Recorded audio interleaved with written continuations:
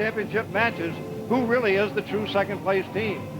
Well, you see Minnesota right there at the top. Yeah. And Minnesota, Jay Robinson, the head coach, has orchestrated a great program there.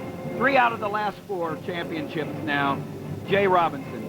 Jay Robinson comes from a long line of historical wrestling programs. Oklahoma State as an undergrad. Wrestled in the Olympics in Munich. A lot of people don't know that, in the Greco-Roman team. And then to Iowa for his learning period. And then on, of course, to Minnesota, where he's built a great, great program. Well, you mentioned Iowa, and look at that dominance from 1974 to 1998, and then once again in 2000. Iowa, Minnesota, great rivalry, isn't it? It truly is, and that great dual meet they had, it was terrific in Minneapolis this past February. But right now, Minnesota is in the lead, but they're not quite dominant yet. Well, let's talk about some great matches tonight. We've got 10 great championship matches, but we have 2 classics. Number 1 versus number 2 in the country. That's at 149 and heavyweight. 149 pounds. We've got number 1 ranked Mike Zadick from Iowa going against Jared Lawrence, the number 2 ranked wrestler in the nation from Minnesota. At this point, Zadick is absolutely going to be the favorite. He's beaten Lawrence twice this year, in the finals of the Midlands, as well as a dual meet. So it could be a great one. Well, at heavyweight, we've got the freshman of the year in the Big Ten, true freshman Steve Mocco, going number 1 ranked in the nation, going against Tommy Rowlands from Ohio State, a redshirt sophomore. These are the kids. Mocco is the freshman of the year all over the country as far as I'm concerned. But who knows? Rowlands is as good as Mocco, so we'll see what happens. Well, that'll be worth waiting for there, coming down to the heavyweight match for that classic matchup. And we'll be right back for a great tournament at 125 pounds.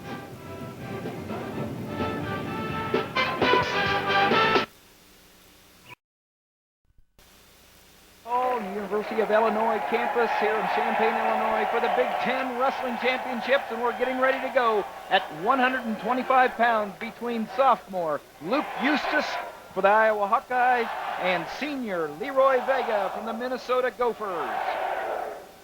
Look at the records there. Eustice 18-8 and Vega 28-2. Vega has been 2nd in the nation and 3rd in the nation. Yes, he hasn't. Well, he's a 3-time All-American. There you're looking at Leroy Vega, a veteran going against a newcomer in the lineup for Iowa this year. This is his first year in the lineup for the Hawkeyes, Eustice. There you're looking at Luke Eustice. And of course, Luke Eustice is a Minnesota native. That's right. Wrestled for his dad up there in high school. Jack Eustice was also an All-American at Mankato State. And now here we go, first period. Of course, we have 3-minute first period and then 2 periods of 2 minutes each. There's Vega in on the single. Nice quick move. Of course, consolidation and finish. You got him up. It should be 2. Now that's the first time, Ken, that's 2 points taken. That's the first time in 4 matches that Leroy Vega has had the first takedown. That's right. That's right. In fact, he had a start in the first match of this tournament that looked pretty rough for him, but he came back to win it, of course. So you're looking right now at a quick start by Leroy Vega from Minnesota, the top-ranked 125-pounder, and he has not done that earlier in the tournament. He, in fact, won 10-9 in that in the preliminary, which was quite a surprise against a Wisconsin athlete. And an unseeded wrestler. Although this weight class during the year in the Big Ten had as many as 8 or 9 people ranked nationally during the year at some parts of the year. So it's a very solid weight class in the Big Ten. Well, we'll be talking about the Big Ten dominance in this sport of wrestling nationwide. It's the best conference in the nation.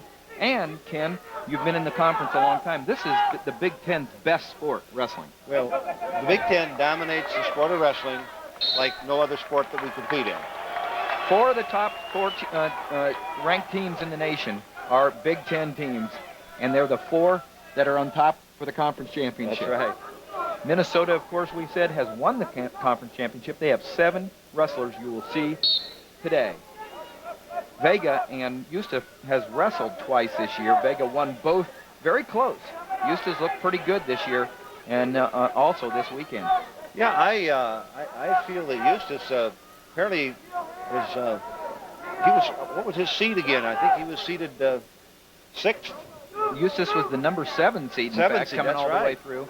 And he won the first round against the number 2 seed Flieger from Purdue, who's a real fine wrestler. Absolutely. And then he goes ahead and beats the number 3 seed to get into the finals. So he has beaten number 2, number 3, and you're looking at Mark Schwab there, one of the assistant coaches for Minnesota, who is probably Leroy Vega's personal coach, same weight class. Well, Eustice, as we were saying, Eustice has had a great tournament thus far, and he's going to try and put it together and see if he can get after Vega, but Vega looks awfully good right now.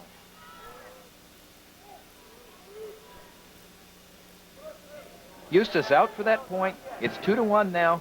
Vega's lead, and Vega has built up a little riding time, 1 minute and 25 riding time, and if you end up the match with a minute or more a riding advantage, you get an extra point. So right now, Vega with a 2-1 lead and advantage riding time. Of course, when your opponent is on top of you, that riding time thing will obviously go down. You know, I knew this was going to be a close match. We said Eustice and Vega have wrestled twice. They've been close matches. Eustice wrestling very well, but Vega, the veteran, he has had a good career up there at Minnesota.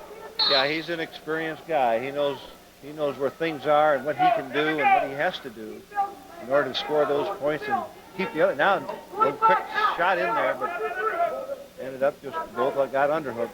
Now, one thing that Vega has not done is whoa! A nice takedown there. Beautiful. Another 2 points for Leroy Vega, makes the score 4-1 in favor of the Gopher. What I was just getting ready to say is what he's headed towards, Ken. Yeah. That he's never won a Big Ten title. That's right. And here's the replay right here. Look how he took him down to the hips. He's going to take him down and now leads him and puts him right on his hip and over in the back. I mean, if he could have had back points. So here from the other side, here a second look. Takes him on the hip, across, and Eustice was lucky to be near the edge. Anytime you can control the hips, you control the wrestler. And so Leroy Vega out to a fast start. We're still in the first period, 10 seconds left. He wants to ride him out here, and then he makes it a true 2-point takedown. That's right, exactly. And he is got successful. That's 4-1. Leroy Vega, Minnesota, leads 4-1.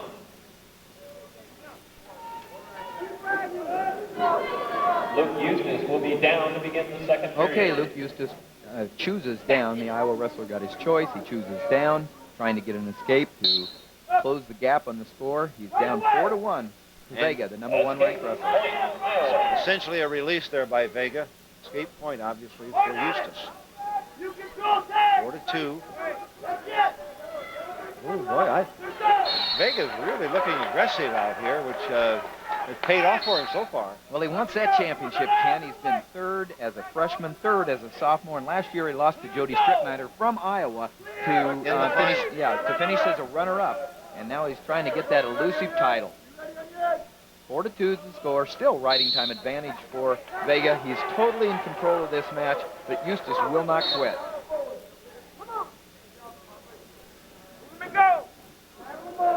Eustice, as we talked, is having a good tournament because he beat A.J. Grant from Michigan, who he split with earlier this year. And then, of course, Flieger in the first round from Purdue. Vega came by beating Tony Black from Wisconsin, then number 8 seed Lang from Ohio State, and then Tuan Pham in a close 4-3 match, the Illinois 125 pound. Oh. They're flying out there, Tim. Nice crowd here at Assembly Hall. There's again Mark Schwab, assistant coach. And that's how Jay and a lot of the coaches do. The personal coaches, the ones that are in the room every day, day in and day out. I'm sure that's who they want on the sideline. Yeah, generally the person who's going to impact kids. And you work with a kid all the time. Now there's Marty Morgan, the other assistant coach up there at Minnesota. I think in many cases it's a strategical coaching kind of decision who should be in the corner. Schwab, I'm sure, is on the mats a lot with Vega. Well, it's as much of the head coach's job as anything, not just being the one, but deciding who the one is that's going to lead certain wrestlers. Well, there, Vega's backing up a little bit. It's just backed off that aggressiveness that marked his first period and a half. Yep. Yeah, he seemed to kind of go into neutral for a little bit. 4-2 the score. Oh, kind of a heel pick attempt by Vega, short on it. And that length, I think, helped Eustice a little bit. And, of course, Vega's short in stature. 12 seconds left in the second period. The only score in the second period, an escape early on by Eustice. And if it ends this way, which it looks like it will, the score will be Vega 4, Eustice 2. Vega will go down and have the opportunity to score more points from underneath. He's having a little problem with his left eye. I don't know what it is, that being Vega. He says he doesn't want timeout. Probably confident in his conditioning. Now we're going to decide whether Eustice is going to turn him or... Yeah, he's going to cut him loose, it looks like, immediately. The Minnesota high school kid comes on top of the Indiana high school kid, but Vega from Indiana up at Minnesota and the Minnesota high school kid down at Iowa. You got that all figured out, and you still know that Minnesota has a big influence on the sport. Absolutely.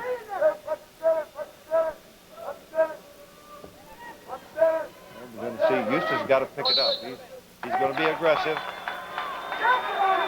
Boy, he must have, what, 4 inches of height on him? Yeah, you're right about the lankiness there. He's a lot taller, but Vega being able to get in twice for good, slick takedowns early in the match in the first period. But now, in the last 2 minutes, in the last 3 minutes, it's been kind of a stalemate. Lots of hand fighting. Yep. Movement, good action by these smaller guys, and we expect that to happen with the little ones. Ooh, drop down, coming back up. Minute 12, there's Jay Robinson. He heads the whole deal for Minnesota. We talked about him in the opening, and now he has established himself as the dean of coaches in the Big Ten, and 3 out of the last 4 championships have been his for the Gophers. Well, he's an outstanding manager is what he is. And he really directs this whole program in a very, very effective way.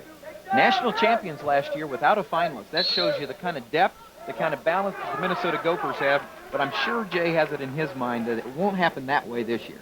Absolutely. He's got 7 guys in the finals here. He's got all 10 of them qualified for the NCAAs in 2 weeks. He wants to win it and win it big. Well, it was quite a feat last year, winning it at the University of Iowa, where Jay was the assistant coach to Dan Gable, and it had to be a sweet, sweet victory for him. Here we go.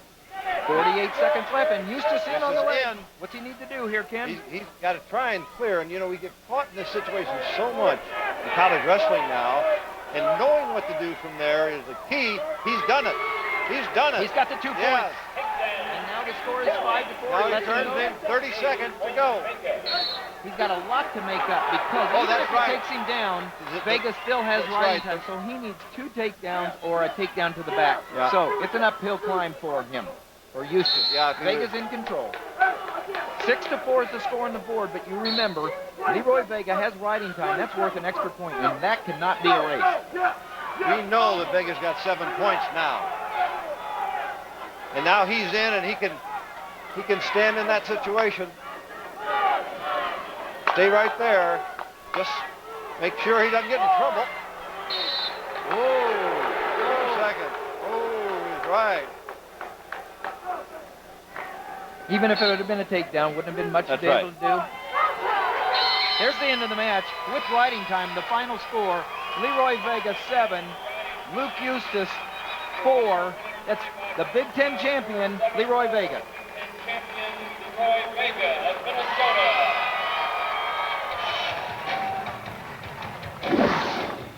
Now here's the takedown. Eustice, see, he allows it, can make the turn, and of course Vega's in trouble by being broken down so much. He had the leg for a little while, lost it, and that was the 2 points. Big Ten finalist. And this is just a little too late for Luke, Yeah, right? Exactly. He does a nice job. He does a wonderful job there, making the turn. You see, he loses that leg. TD, touchdown, or takedown. I'm into football. Minnesota Gophers get their first Big Ten champion. The broadcast rights to this event have been granted to Fox Sports Net solely for the entertainment of our audience. Any reproduction or other use of this... We are at 133, and Ken, I think one of the most dominant, outside of Cale Sanderson from Iowa State, Ryan Lewis is as dominant as they come. He's undefeated, for the Minnesota Gophers at 133, and he's going up against number 7 seed from Ohio State, Ratliff. Yep, Ratliff's had a great tournament. Being a lower-seeded guy, get into the finals. Now, the question I have for you is, what's the home state of this young man? Of Lewis.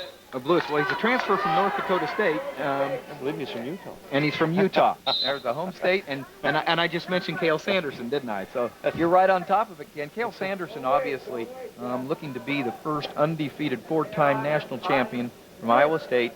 Quite a young man. And then, as Ken pointed out, he's from Utah, and so is Ryan Lewis. Whoa. Boy, Ratliff made a nice move in there, but he's found himself in a little trouble, but scrambled out to stay neutral. Oh! Oh, man. Oh, they were out of bounds. Yeah, they called him out of bounds. Yeah, okay. You can't come back in after the referee blew the whistle. There's Ratliff on your left, Ohio State versus Ryan Lewis, a transfer from North Dakota State, stepping right in for graduating Brett Lawrence from last year, All-American at 133. Number 1 seed, undefeated, Ryan Lewis from Minnesota. And duck under attempt by Lewis. And look at Ratliff counter. Oh! Well, you make a good point, Ken, in that Ratliff's having the tournament of his life here. Yep. And so he believes now. Here he is in the final. He's doing things with confidence, committed to do them. Ratliff started by upsetting the number 2 seeded Black from Wisconsin, and then went ahead and upset number 6 seeded Hay from Illinois to make the finals. Number 7 seed from Ohio State all the way to the finals versus the number 1 seed Ryan Lewis. Lewis coming through with 2 big falls. Boy, Ratliff was in there nice and then didn't quite finish. If he can get that right, I think that's out of bounds. No takedown. That's referee Chuck Yagler, 2-time NCAA champion from Iowa. A long time ago, and then Tom Galen, his assistant official. Apparently we have a timeout and maybe some blood. Of course, this gets back to our second place situation with Ohio State being in here. This would be a huge win for Ohio State. I mean, let's face it, Ratliff has done more than anybody expected. But Ohio State could jump up in there. Well, Ohio State does need to win. If they win 2 matches, they'll be up there fighting for that 3rd place. Yep. Boy, again, a great counter by Ratliff. I thought Lewis was going to take him down. Lewis is very explosive. He's been on a roll and wrestling well, and Ratliff is, like we said, a surprise finalist. Right. In the dual meet earlier this year, Lewis majored him.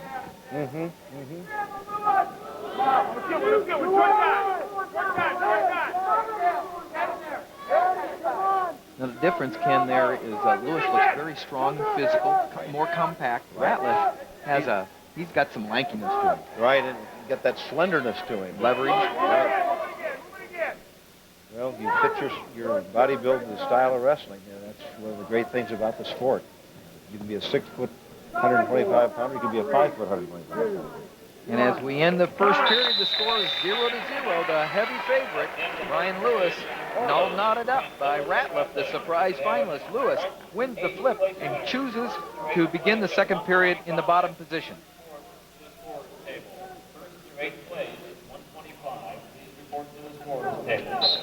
Beginning of the second period, scores 0-0. Ratliff on top, Lewis on the bottom. Now again, that length can help a top man if he can control the man well enough to use it. And it doesn't look like he's coming on that outside switch kind of thing. Lewis, oh, there, whoa, and he exploded. Wow. Boy, you could see the determination on his face. Did he hit that? Wow, it was like, I got it, I'm not going to give it up. 2 points for Ratliff. He goes ahead 2-1.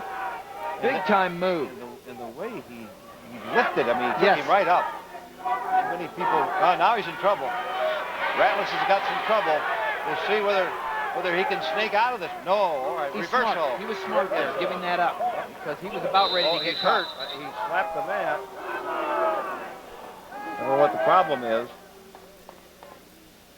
Oh, he hurt his foot. Now here's the takedown. Look, now, Clears it. Now watch this. changes to the double and lift and take him down.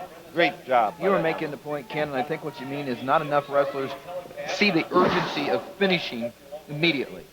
Correct. You see guys that, for some reason, and of course we all have been out there. Right. It's easier to see from the sideline, but it's there to be had. And there's a piece of tape I would use in a wrestling room. Exactly. The look of determination and the immediate finish.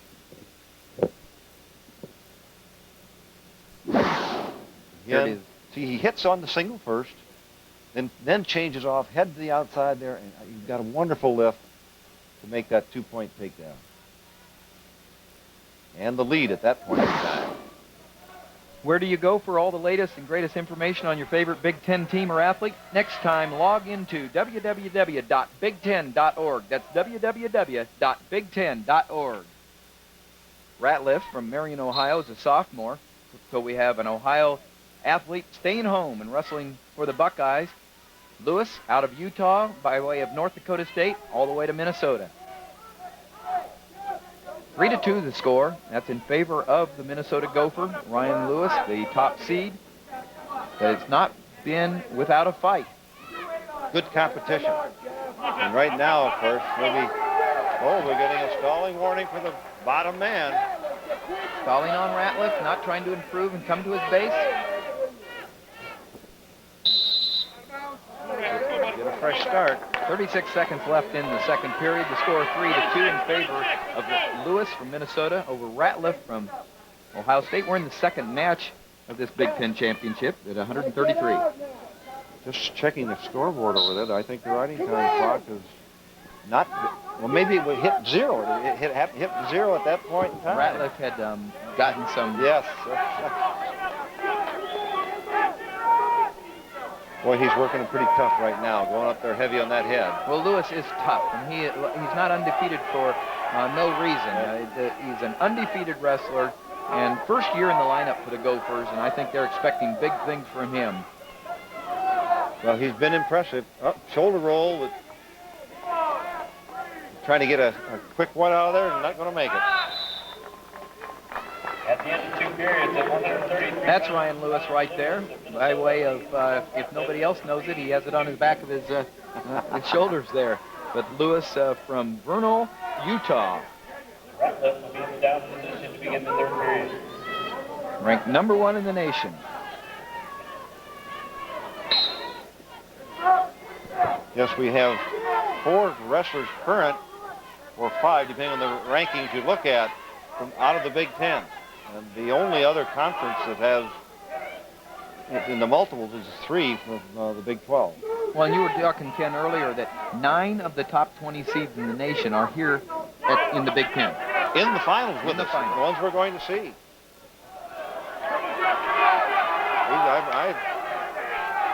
Now, riding time just went to Lewis.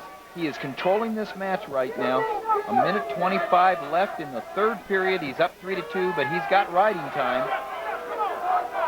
And I think that Ratliff is going to be called for stalling again. I don't understand why he's not building the base. Because Lewis is coming out to the side a little bit. Referee Yagla's doing some kind of verbalizing there. It almost looks like Ratliff is hurt, or maybe the gas tank is running out. There's the warning. There's the stalling. Chuck Yagla, the referee, calls stalling. That's 1 point for Lewis. Makes the score 4-2 on the scoreboard. With the riding time, it's 5-2. He's looking for the cradle. He's got that side saddle cradle. Now it's a matter, can Ratliff block it with he's working toward the edge of the mat. And they get off the mat. Got off. Dodged the bullet there. 30 seconds left, and there's no doubt right here. Jay Robinson has to be happy.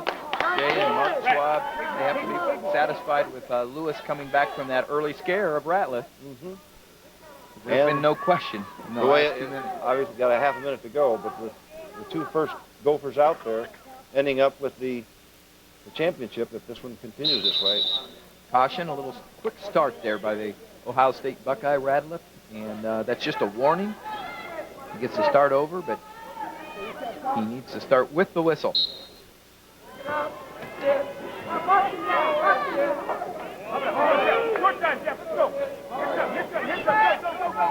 That Lewis does some really nice things.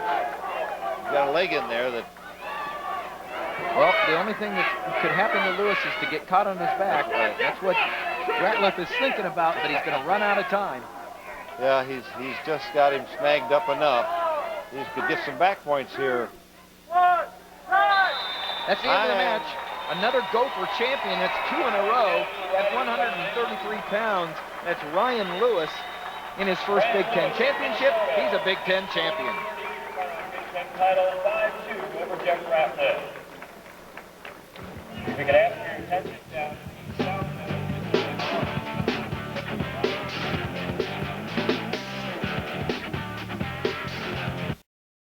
On the campus of the University of Illinois in Champaign, Illinois for the Big Ten Wrestling Championships and the third match of the evening, 141 pounds. Another Gopher Hawkeye matchup, Ken. This will be a good one. Chad Erikson, the senior from Minnesota, and a junior, Luke Moffitt from Iowa. This should be a real good one because the last time they met, Moffitt pinned Erikson. Yes, and interestingly enough, this is a weight that was seated much differently than the way it came out. Erikson was seated 4th. Moffitt was seated 7th. Oh, I'm sorry, 6th. And here they are wrestling for the championship. Here they go. Moffitt won a big match in the semifinals, and he should feel real good about his chances. Getting to meet Erikson, who he pinned last time in the dual meet. Erikson's been around for a long time, doing good things for the Gophers, but not quite winning the championships that he's out to win today and in a couple of weeks, I'm sure. He's solid, been solid, as you say, but that top step of that award stand is the one you want to be on. From Apple Valley, Minnesota, they have a fine wrestling program in Apple Valley, and there have been other Eriksons that have wrestled for Minnesota. Chad Erikson, the latest and a senior here, the number 4 seed, going up against Luke Moffitt from Iowa Hawkeyes, a junior out of Estherville, Iowa, by way of Iowa Central Community College in Estherville, and in the lineup for the first time this year. A lot of new Hawkeyes in the lineup this year after graduating about 6 seniors. Yes, they have just an outstanding senior class. They graduate, they go away. Then you got to get someone to replace him. He's got some good young people in this lineup. Well, for Iowa, who has won about 26 Big Ten championships since 1974, it's usually a matter of reloading, not just rebuilding. Rebuilding's not in the vocabulary. You're looking at Luke Moffitt in the black and gold of Iowa in on a single. And they're nice. Oh, and he's got the cradle locked up. He's got it locked up. Hear what we talked about? And he can tighten it up, let me tell you. He knows where he's at here, Ken. Yeah, he looks like he knows, and he looked for it right away. That head's going to slip out. He slipped the head out. 3-point near fall to add to the takedown. And that's how dangerous Luke Moffitt is, as is Chad Erikson. We may see some more fireworks here soon. 5-0 for the Hawkeye early on in the first 2 minutes of this match. Well, now here, with the second place race comes into play here. Boy, this was great action. Single leg. And he goes. Now on the way down, look at him. He sees that head. I'm going to the cradle, near side.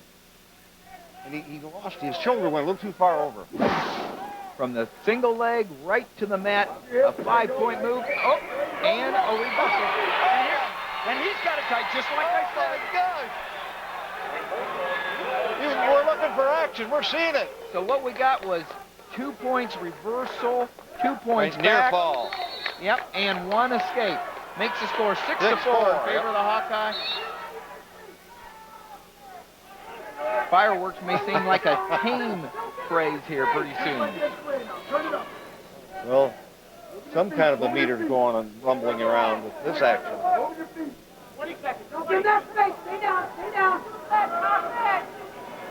As we approach the end of the first period, we've had everything you want in wrestling. We've had a takedown. We've had a takedown to the back for near falls. We've had a reversal, back points, and an escape. And the score is 6-4 as we end the first match in favor of the Hawkeye Moffitt. 141 pounds. Moffitt of Iowa leads 6-4. Ken, here you go on Erikson's reversal. Here he goes. Of course, Moffitt's breaking him down, but then he spins all the way. Beautiful move, and then goes right to the overhook and catches Moffitt on his back for the 2-point near fall. And then Moffitt gets out for an escape. Now, Moffitt chooses down to start the last period, the second period, and here we go. And Erikson gets the legs in. He looks high, but I think he's okay now. Looks like he might slip him over, but those legs came in there nicely. Stays behind that. Now it's a matter of, I was wondering when he's going to try to come from behind. Stalemate call. Tom Galen, the referee, calls a stalemate. They go back to the center. Moffitt goes down, leading 6-4. There's Chad Erikson. He was 8th as a freshman, did not place as a sophomore. Got 2nd last year, looking for his first Big Ten title. He's been here 4 times. He's had a good career, and again, that gold medal is the one these guys look to. Moffitt posting, trying to get escape. Oh boy, look, he comes back, stepping over that thing. He's very comfortable there, apparently. Oh, almost back points there, but did not get him. Minnesota coaches, I think they wanted him.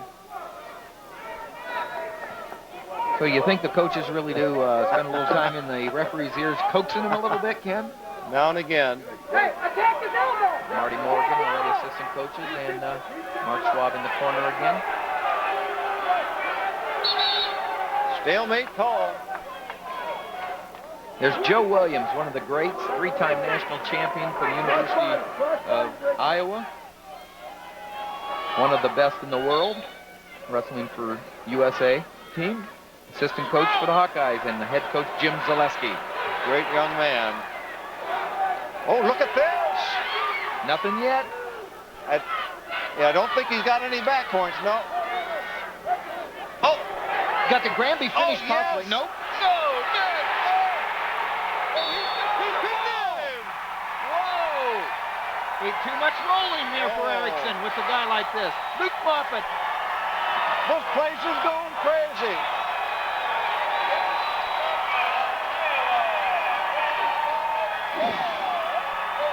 Here we go. All right, here he gets up. He catches the Granby situation, then loses it. Now look at that, right to the head. See, some wrestlers just have a sense for where the back is, and that's Luke Moffitt. It's the way you strike. Look at him. He's not going anywhere but right to the head and taking that man right to his back. Boy, and he boom. was planted. He was He was dead center on that mat. Chad Erikson gets 2nd for the 2nd year in a row. And Luke Moffitt, in his first Big Ten championship, he's the champ. Well, I'll tell you what, and the next match is one of our features. How much better can it get? We'll be back from Assembly Hall for 149. Here we go at Assembly Hall for 149. Number 1 ranked Zadick from University of Iowa versus number 2 ranked Jared Lawrence from the Golden Gopher, Minnesota. The last 2 meetings, Zadick has won, but that's not been the way it's been every time. They've wrestled several times. Maybe it's about 4-2 over their career in their 6 matches. But this year, Mike Zadick has been an animal. Let me tell you, he is undefeated, and he has been number 1 all year long. And he's looked number 1 all year long. Yes, he has. They met in the finals of Midlands, and Zadick was in charge. And he makes the statement when he steps out there on the mat. He always seems to find a way to win. And it's not like he doesn't go into overtime. He does, you know. But I'll tell you what, he finds a way to win. Well, some people have more of an affinity for that than some others. And Mike has been around the game forever, since he was born, I'm sure. But you're right in that he really going to use every bit of strategy that he possibly can. Oh, now there he is. Got the leg up. And right back to the center, which a lot of guys don't do. He's not going to take any chances that he goes out of bounds. He wants all the space he may need. Oh, little forward roll. And that might keep Jared Lawrence from Zadick getting that. Yeah, Oh, he's coming out. Boy, that was a great counter move, Tim. A lot of scramble, and Jared Lawrence can scramble. There's Bill Zadick with his hands up in his mouth, the brother of Mike Zadick, a world-class wrestler who was a national champion for Iowa, and encouraging his brother, and of course, that's Jim Zaleski, the head coach, his choice to put Bill Zadick in the corner, along with Tom Brands, the assistant coach. All that, and no score, Ken. Well, boy, it was great action. I had a point and a half on the board for Zadick. But Lawrence just made a great move.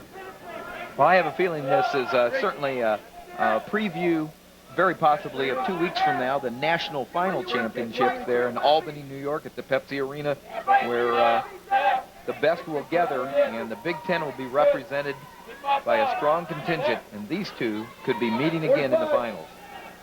They will be ranked number one, seated number 1 and number 2. That's right. Yeah, I wouldn't be at all surprised to see him on that big mat in Albany. Down to 30 seconds here. You know, the thing that I see about Lawrence, too, Zadick always wrestles a real hard pace. Well, so does Jared Lawrence. Yes. I mean, you know, oftentimes you get to the point who can outlast the other, who's got more in there to get to the final seconds. There's a shot by Lawrence. That was a nice shot. Good whizzer there by Zadick. Comes out of it, hips out. Nice job of counter. And that's the end of the first period.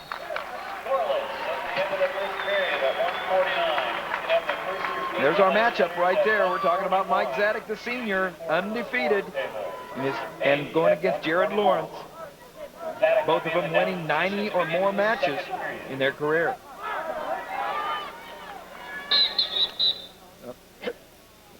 Caution on Zadick. For the false start. Hard on him. That's it. Hard. Good. Hard. Hard on him. That's it. Well, Larson's putting some heavy pressure on there. Zadick was pointing to what he felt was locked hands, possibly. Gets the escape. Well, we've been to Utah with one of the wrestlers, and Lawrence from Idaho, Sandpoint, Idaho. He was the NCAA Freshman of the Year 2 years ago, a junior out of Idaho, in his 3rd year in the lineup for the Minnesota Gophers. Zadick had to sit behind a national champion, Mark Schwab, for a year or two until he got in the lineup. This is what we could call mountain people, with Zadick being Montana. Montana, that's right. Montana and Idaho, all the way here. And this is where we're at. We're at the University of Illinois in Champaign, Illinois, at Assembly Hall. I'm Tim Johnson, along with Ken Kraft, bringing you the 2002 Big Ten Wrestling Championship. Beautiful. I like that action. Now, what he needs to do is bring him back to his center, too. There's nobody better than Zadick at this, too. That's so right. This is... Some people say his toes were off. Kevin Tan, the referee, says there's still action going. There's the 2 points.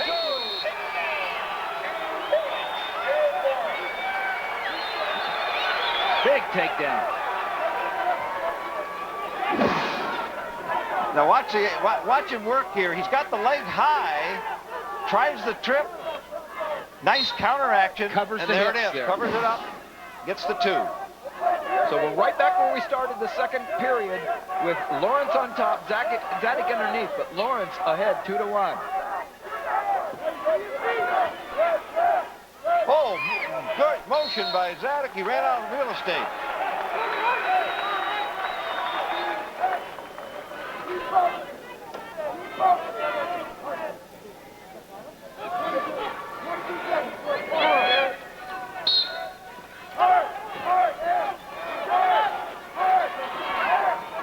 Boy, that's hard riding from the top by Lawrence.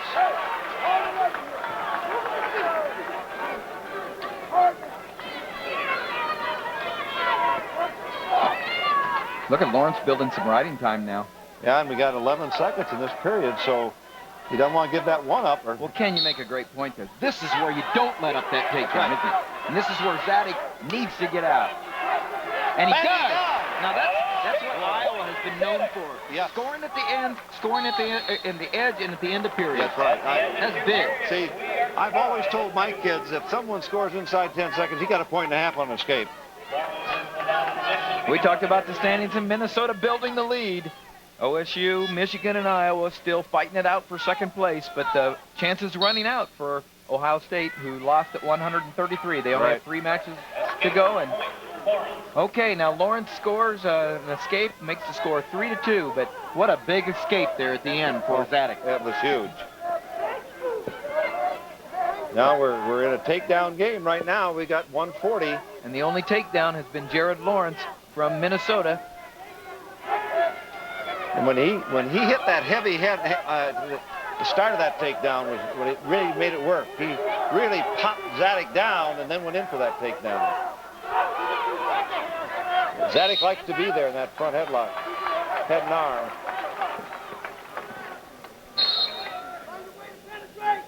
I just noticed the red socks on Zadick. I'm looking for color. We got 2 reds out there, but he's got the green anklet on. Zadick, a senior from Great Falls, Montana, going against the junior Lawrence, and it's a good one, 3-2, just like we expected. The number 1 ranked Zadick versus number 2 ranked Lawrence. We're not just talking in the Big Ten, we're talking nationwide. These are the 2 best 149-pounders in the nation, and they look at Ken. You know, someone said, well, you know, how does the Big Ten compare? I said, we have the great wrestlers in this conference, and there's other great wrestlers in other conferences, but we have the greatest number of the great wrestlers in this conference. We've got athletes in the Big Ten who are ranked number 10 in the nation who aren't even making it out of the Big Ten championships to go to the NCAA. That's how competitive it is.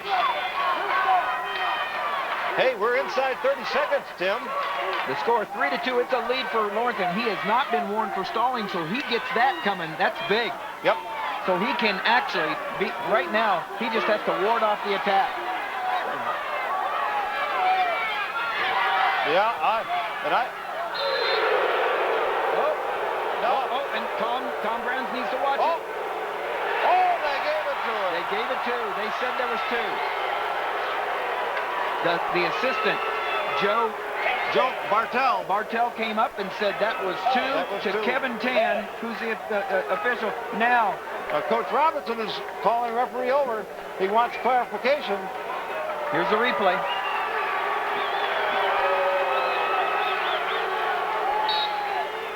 Eight seconds left.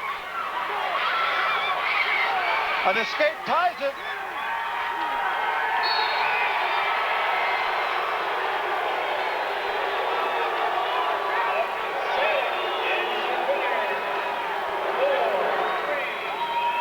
Well, you got the 2 biggest fans in the place, Minnesota and Iowa, and you got one happy, one not happy. Here it is. Here it is. Now, the key here is where were the feet, where were the points? His knees looked out. Yep. His knee looked out when he went down. And the toe, yep. So I think Kevin Tan had it right, and Bartels thought it was a takedown. Now you see it here. Yep, that left knee hit. It did hit. Now, I suppose the question could be, before that knee hit, did he have control? Well, Jay Robinson certainly doesn't agree, but this wrestling, let's go to break and come back for the 157-pound championship match.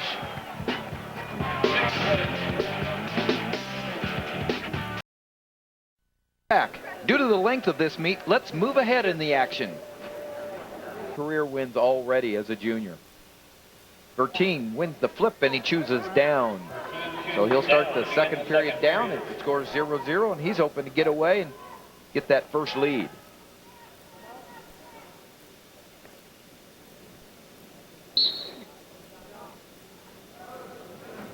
Hard on him, that chest. Inside behind the Moving back, getting that wide base. Keep bumping him. Keep bumping him. Keep bumping him. Come on, Bertin trying to get the hand control. Becker does a nice job of covering, coming back.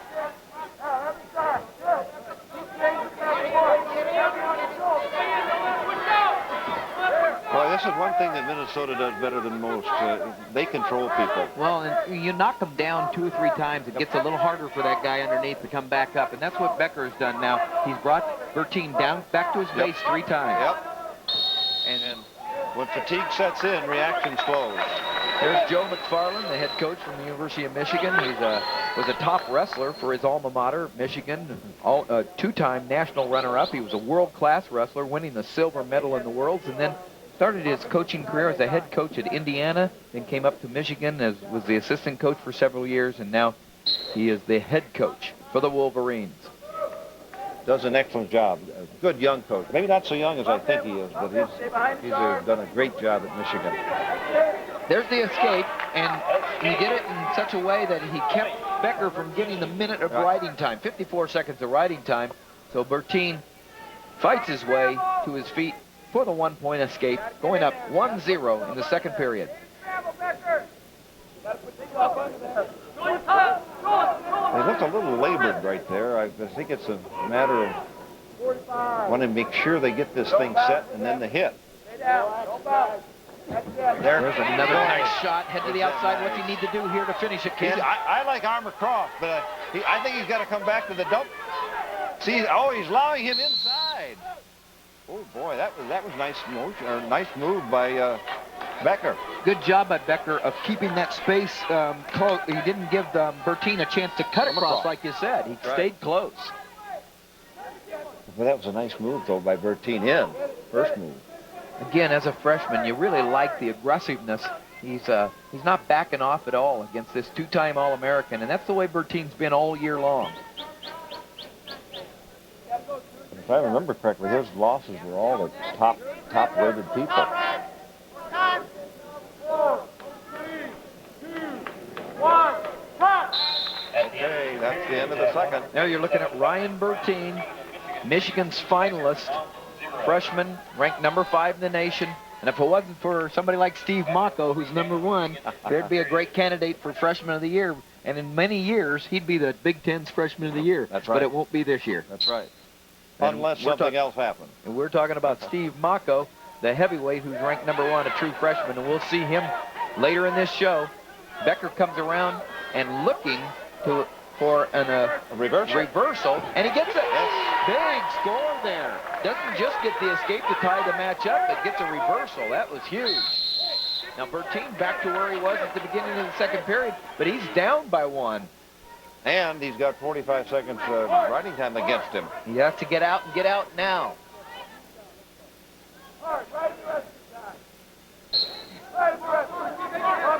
Bertin likes that widespread base to start with from under. And you were talking, Ken, earlier about Minnesota's tough ride on top, and here is where he is, and he's going to get riding time, and so he goes ahead effectively by 2 points. It's 2-1 on the scoreboard, but if it ended well, and right now, Bertin's going to have to get the takedown before there's 8 seconds left in the match and ride him out.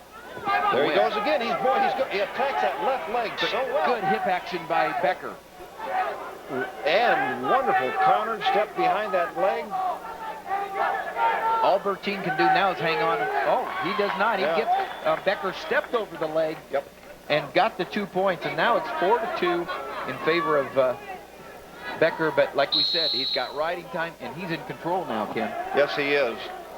Going to take a lot for Bertin to get back in this, although if he can get a quick escape, which he hadn't been able to do, then he could be back in. This is Becker's 3rd time in the finals of the Big Ten. He's a junior, but he's been runner-up twice. We've talked about this earlier today, and the Minnesota wrestlers are getting their opportunity for their first Big Ten championship as individuals. They've been such a great team, but now they're trying to take care of themselves, I think. Well, I do remember, if my memory serves me correctly, a guy by the name of T.J. he met 2 years in a row. T.J. Williams, Joe Williams' brother, who is a couple-time national champion for University of Iowa. And the greatest individual record of anybody in Iowa's history.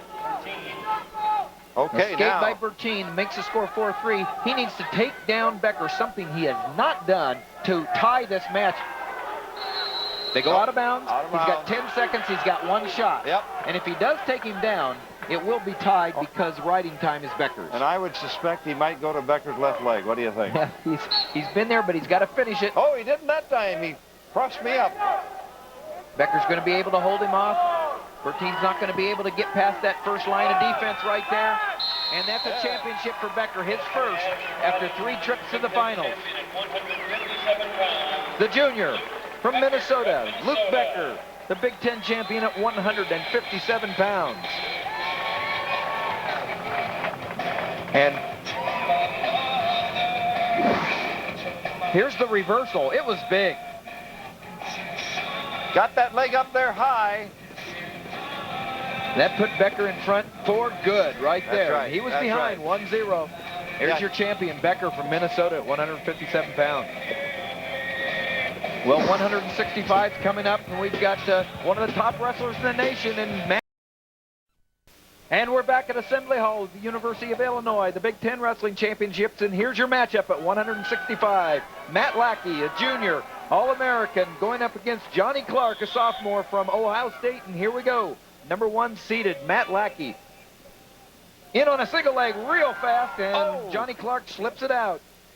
Lackey from the Quad Cities, Moline, Illinois state champion, going against Johnny Clark from New York, and his brother, Mitch Clark, is a former NCAA champion and assistant coach with Ohio State. Look at that, Clark. He's showing some of his brother's stuff there. Yeah, he's long. He's long and he's unorthodox. And he's got 2. The takedown. Goes to that 2-on-1 bar on the ride. He's got some length. He's got a little height on Lackey, and he gets the first 2. There's Mark Johnson, the head coach, and Jim Heffernan, the assistant at University of Illinois, and that's a program that's emerged in the last 10 years under their direction. Done a wonderful job down there, these 2 guys. Talk about the influence of Iowa. Mark Johnson at Illinois was an assistant under Gable. Jay Robinson was an assistant. Tim Zaseski at Northwestern was a wrestler there. So was Dwayne Goldman, Barry Davis. And so the Iowa influence has certainly permeated through the Big Ten. No doubt about it, and you can see it throughout. I'm watching Clark carefully because he may use a couple of unorthodox things here that put Lackey in a bad position. I mean, Lackey made a great move in there to start the match and ends up getting taken down. Here he comes. That's Matt Lackey, top-seeded wrestler for the Illini, going against Johnny Clark, the 2nd seed at this weight at 165. Of course, I see brother Mike Clark over in the coaching chair, along with head coach Russ Erikson.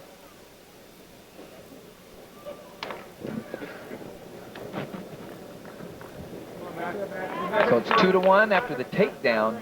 Like you said, Lackey was in on a nice single, but Clark did a great job of coming around and getting that too. Lackey just made another shot at it, and Clark was out of there quickly.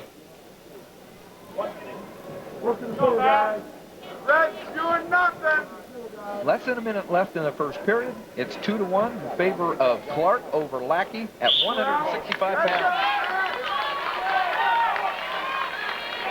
There we got Russ and Mitch Clark. That's right, Russ Erikson, longtime coach at Ohio State. Before that at Wisconsin.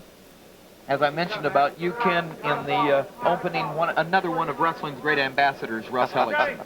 Well, Russ, we got to go back a long ways with Russell, and of course he wrestled in the NCAAs in 1970 at Northwestern University.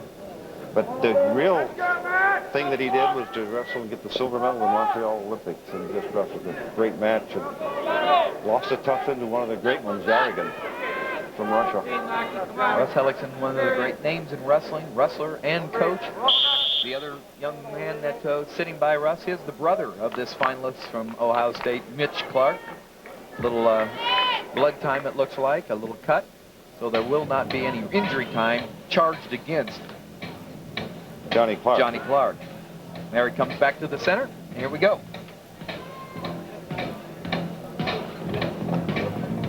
11 seconds in this period. Oh, boy. Well, like that action. Lackey hit. And then, boy, he almost got taken down again on the counter. At the end of the first period. Here's that move, Ken. You've been mentioning he took his hips away from Clark really well to not disallow any takedown there. Okay, Lackey chooses down in the second period. He's down on the scoreboard, 2-1. Looking to clear the hands. And he gets out, and he's out 1 point.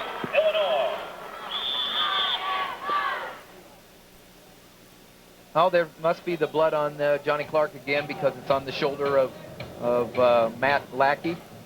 Or no, just a cut on Matt. Oh, here they come again. Well, they're ready to go. 2-2 is the score. Second period.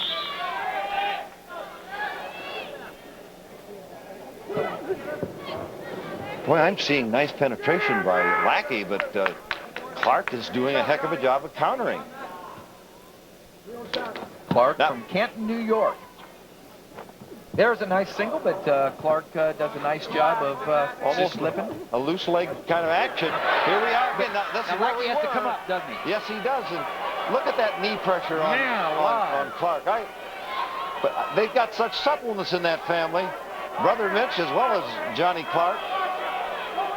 Now, Lackey saying, what am I doing looking up here? But I'm waiting for it. Nice job on Lackey. He's got the shot. Not yet, not yet. Man. Mike Allen, referee, was close, and he says, no, he does not have control. Nice turn the corner of Lackey again. This is great reactions by both. There's Lackey on the double. Cuts across. There's 2 points.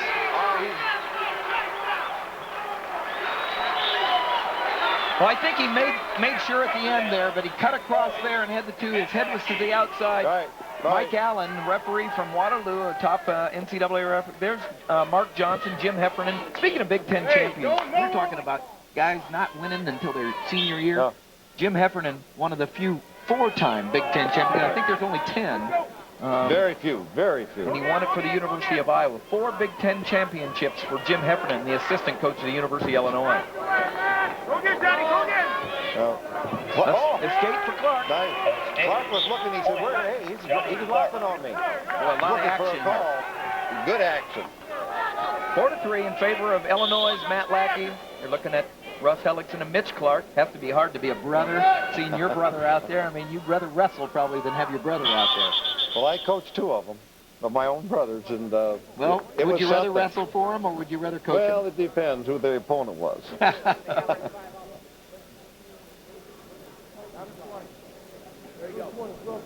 Okay.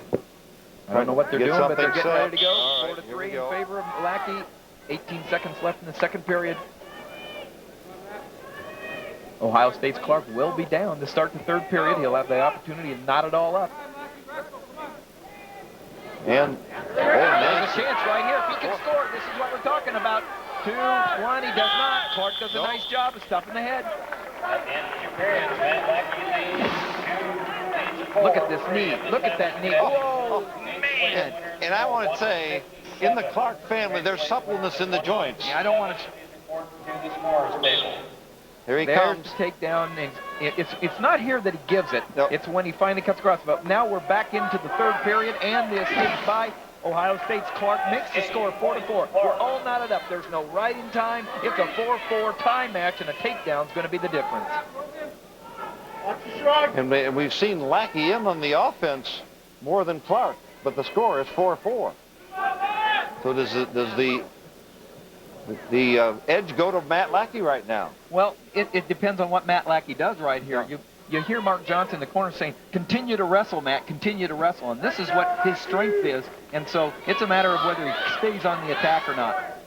And you got to be a little gun-shy when the counter is so well done by Clark. I mean, and he's been in there so often. That's right. Now, we're down to the final, closing in on the final minute of the last period of this match at 165. It's a lot riding on this last minute for these 2 guys. Lackey, a junior, looking for his first Big Ten championship. Oh, nice move by Lackey, but it countered nice counter, again. Great hips. He's got to cut the corner. He can't go straight on.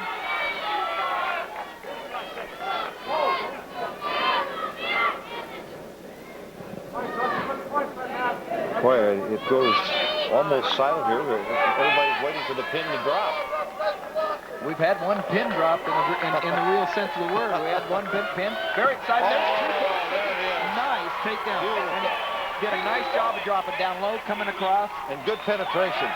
Caught it.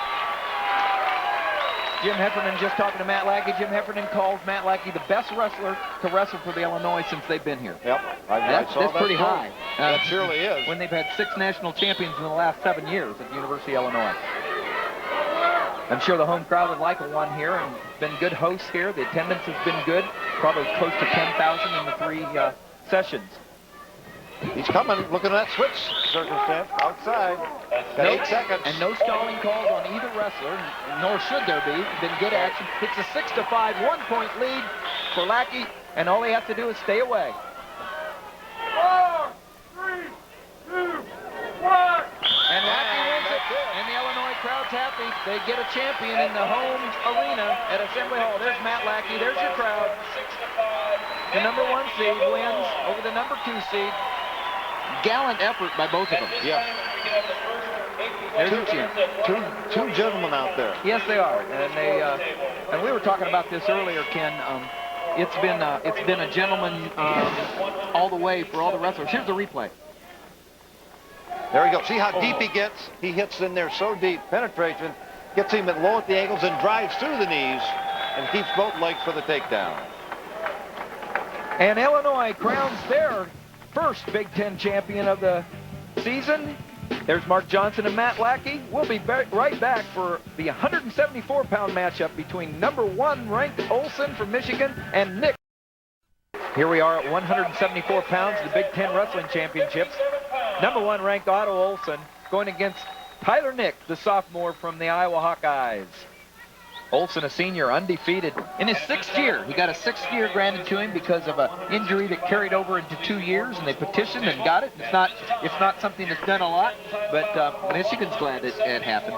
Well, when we say a 6th year, at Northwestern we say Evan Eschmeyer, a basketball player who plays in the NBA now, but he had 6 years.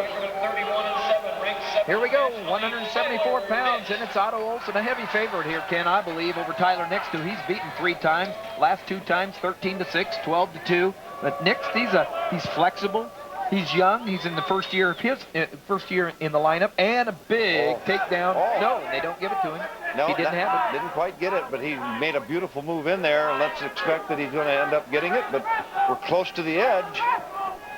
Oh, and he pulled out. He pulled out. No takedown, 0-0.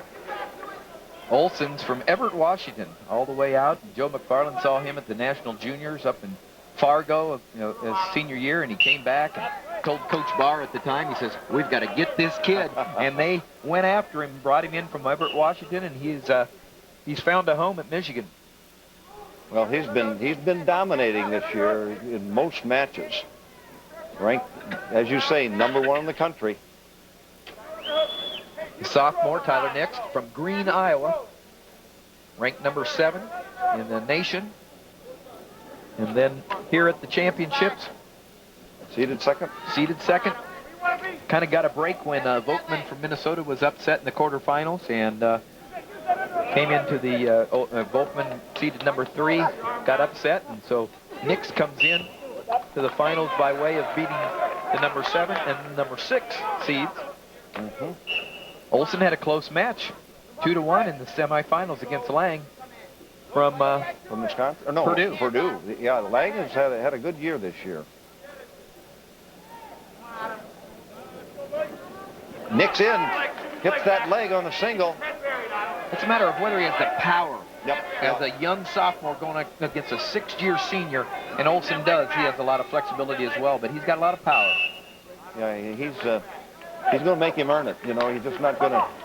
You got to make about 3 moves in a row to get that score. You got to have a pretty powerful offense to beat Olson. Yep. I think Olson does depend on wearing out his opponent a lot of times, because that's the way it happens. Now steps in nice. He made sure of that one, didn't he, Ken? Yeah, he gets penetration, kind of almost sneaky penetration. It's awfully good, but you don't realize he's in that far. Well, I think Otto Olson on that one realized that Nixt is flexible. He's not going to go down easy, and so he tightened that baby up, and he got the 2 points to go ahead 2-0, but then Nixt gets the escape. It's 2-1. We're in the first period, 43 seconds left. 174 pounds. I'm Tim Johnson, along with Ken Kraft, bringing you the Big Ten Wrestling Championships from Assembly Hall, University of Illinois campus in Champaign, Illinois. Ooh, Nixt faked almost a headlock. Maybe that was setting something else up. Now he's in on the single, but again, he's got to move from that position. And he's being blocked well by Olson. Out of match space.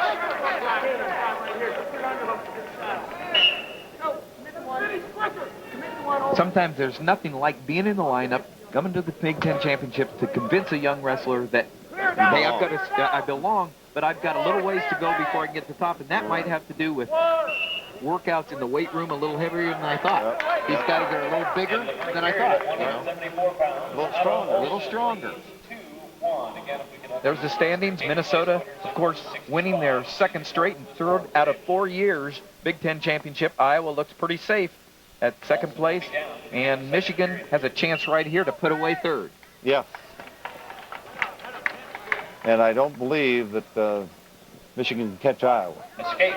Point. Olson.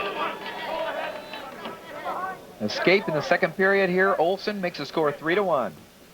Again, a nice first shot. A nice first shot by Nick.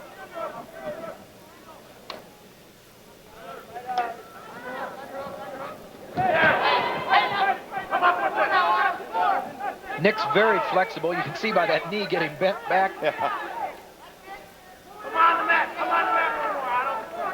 A great advantage in wrestling to be flexible. If you can combine flexibility with power, you've got the formula for victory. Otto Olson looking to take him down, and Nixt gets his leg out. You know, that's 2 times that's happened, and with a veteran, you expect he's going to score, he being Olson. And what that does, Ken, it seems like if Nixt can hang around and keep it close, that's to his advantage there. Oh, sure, if he can do that. I'm just surprised that he didn't consolidate one of those singles. The coach in the corner for Michigan is Kirk Trost, who's been around for a long time assistant in Michigan, former wrestler for the Wolverines, and in the corner. Yeah, he and Kevin Vogel is the other coach for Michigan in the corner right now, who wrestled at Central Michigan. Now he's mixed in again. I think he's got a lot of work to get done to score from there. I think Otto's got him. Oh, look at Back to the center. There's 27 seconds left in the second period. The score's still 3-1 in favor of Otto Olson over Tyler Nixt from Iowa.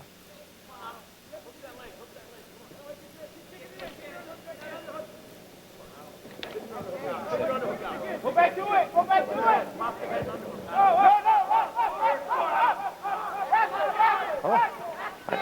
Olson hadn't cut the corner on him, but he didn't quite catch enough of it.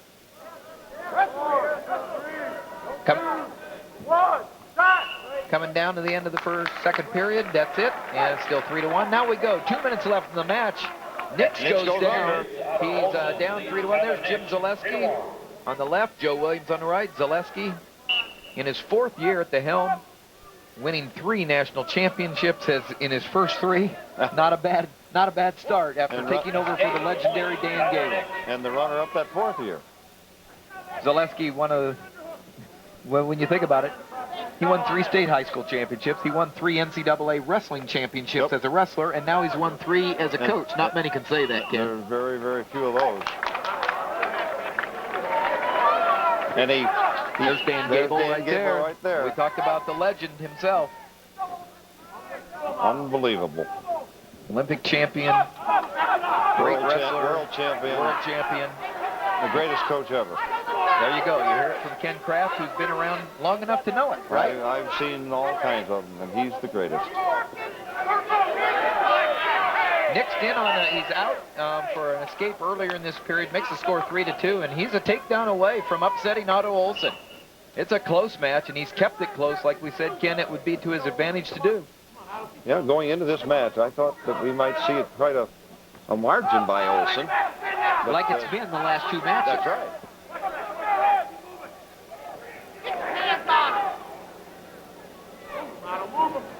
Olson beating Nixt 13-6 in their last outing, 12-2 in the outing before. Nixt right now on the verge of being able to really pull a big upset, but Olson not having any part of it right now. Pretty much Nixt has hit that right leg of Olson, but just one shot and not the foul. He's been the Stalling aggressor. on Olson. Stalling on with Olson. 36, so there's really enough. He's going to have to commit himself. Because one more stalling call would tie it up, and they'd go to the overtime. Yeah, and I went double that time. Switched off to single. Now Olson on the counter.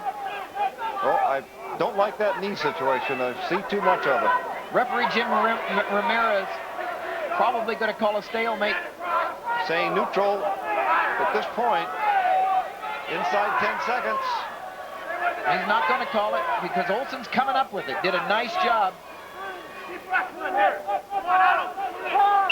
No points. Oh, 3-2. Olson's win, 3-2. Big Ten champion Otto Olson over Tyler Nixt at 174. And Michigan has a champion. There's your champion, Otto Olson from Michigan, and we'll come back for the championships at 184 pounds between Hrovat from Michigan and Hahn from Minnesota. Assembly Hall in Champaign, Illinois, on the campus of the University of Illinois for the Big Ten Wrestling Championships. There's your top team rankings right there. Look at that. Minnesota, Michigan, Iowa, Oklahoma State, Ohio State. In other polls, in other rankings, that Ohio State's right up there above Oklahoma State. So the Big Ten, there's Illinois right in there too. Here's your matchup at 184. Andy Hrovat, senior, All-American, 2-time, against Damion Hahn, a sophomore. And I would say that Minnesota is saying that Damion Hahn is now where they thought he would be at this time. He, you know, in the finals of the Big Ten. He was very celebrated, the recruit for them. Coming out of high school, he could have been that year the #1 recruit, and Minnesota got him. But maybe that were maybe high aspirations by some, but he's now starting to fulfill what people thought he could do.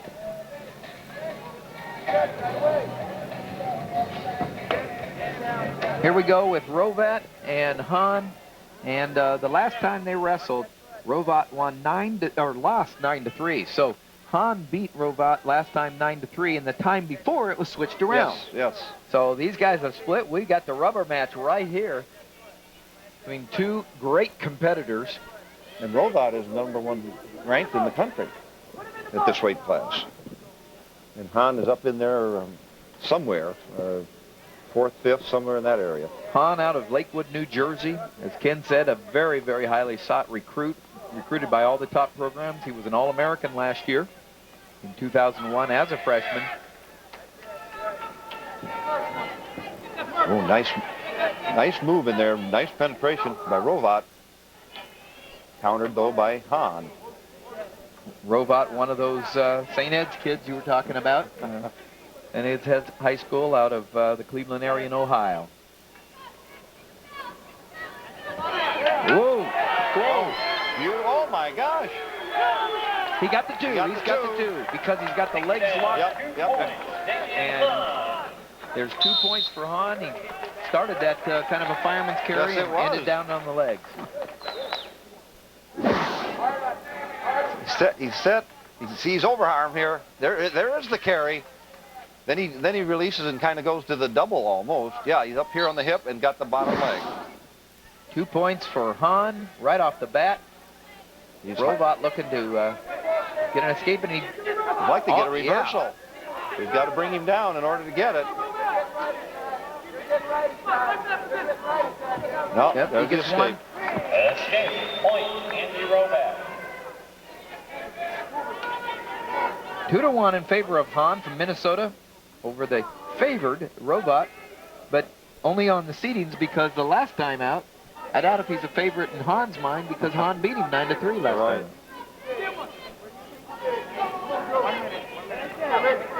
I might have that. Yeah, I have that turned around. The last time out, Hrovat beat Hahn. Yes. The time before, Hahn beat Hrovat. Right, that was the Big Ten duel, and that's the key qualifier for the seeding. Well, Hrovat made. Whoa! Well, he knew where he was, but that was a throw.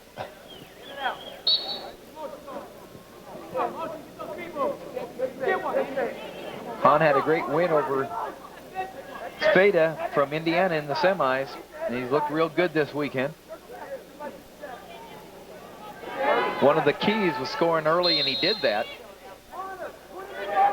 There's Jay Robinson on the left, Mark Schwab on the right. Part of the Minnesota Brain Trust for the Big Ten champion Minnesota Gophers.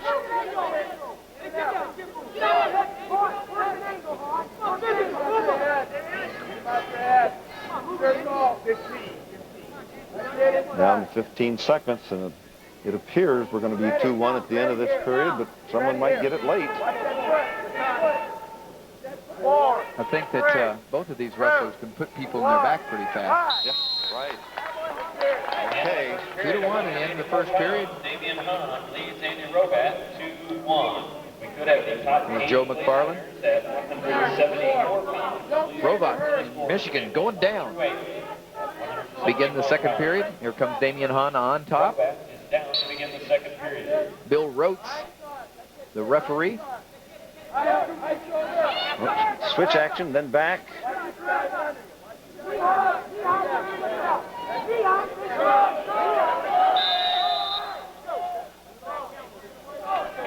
Wasn't sure what that call was going to be, Tim. Whether he was supposed to make some action to take Hrovat back down to the mat. Well, Joe McFarland, the head coach from Michigan, calling for stalling right there. Now we got a caution on Hahn for coming on before the whistle. Yep. Referee Bill Rotes telling him to relax a little bit, come on with his instructions. Here we go. Started. Minute 40 left in the second period. Hahn has 46 seconds riding time, but he isn't able to get it. 48 seconds riding time and escape for Hrovat. Not to score at 2-2.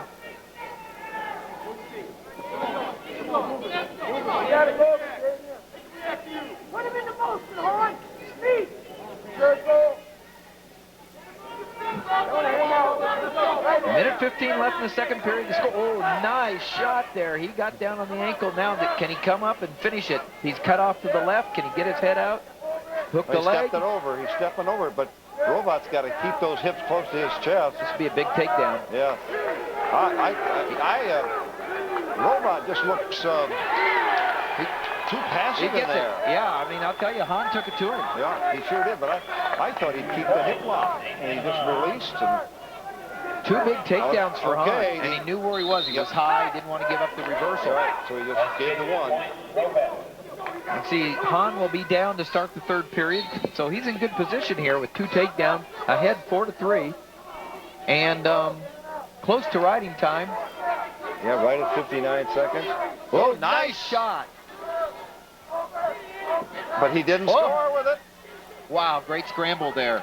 It was a nice shot, but Hahn did a nice job of defense. You know, that shot, I see where Bertin's, they're both from St. Ed. They got that high crotch to the near side and great penetration. Just couldn't consolidate and score. Yeah, I'm sure that we're going to find Hahn choosing down third period. Oh! No points, and that was close. Damion Hahn almost gets his third takedown of the match. He's very aggressive. There you're looking at Damion Hahn, sophomore, ranked number 5 in the nation. He's looking good, Ken. Yep. He's going down. He's ahead 4-3. He's poised to get an escape and be up by 2. Coach Robinson in the coaching chair didn't like that call especially either. Well, you want it all. We get greedy as coaches, don't we? Yeah, you're sure you want it all. You can see it. As a coach, you can see what the score. Okay, he lets him up. Basically now 5-3 and 49 seconds. He took 10 seconds off the riding time. And of course, you must have at least 60 seconds more than your opponent at the end of the match to get a point for riding time. So the score is as we see it on the scoreboard. It's 5-3. Nice. Oh my God. Drive, but Hahn, good hip action right there. I thought Hrovat was in again on tight. He used the old form of the hip heist right out there. Took those feet right back. McFarland, the head coach of Michigan, battling Robinson, the head coach of Minnesota, as two young men from their schools are battling on the mat. That's Hrovat. Oh, nice throwback. Oh, and it's 2 points. 2 points. Oh, Rhodes gets it. Hahn trying to upset the #1 ranked wrestler in the nation, and it's looking like he's on his way to doing it. It's 7-3. Tell you what he's shown me in this match, Hahn, is that he's making a full effort all the way. I mean, he's making penetration shots. He's not doing 3/4. He's not doing 90%. Well, he's certainly not wrestling scared. I mean, after, you know, being beat by him, by Hrovat, and he's not wrestling scared at all. And now underneath, Hrovat looks a little tired. He's given it about 3 or 4 good shots, and Hahn has warded off those shots. And made some good ones of his own. Stalemate. 36 seconds from victory for Damion Hahn. He's up by 4 points, and he's got riding time, so he's got probably a 5-point lead. Hrovat's going to have to do more than a reversal, that's for sure. 1 point escape. 7-4. A lot of work to do. You got to take him to his back. Hahn, see, what you're talking about, Hahn's right back in. And see the shot. It's all the way shot.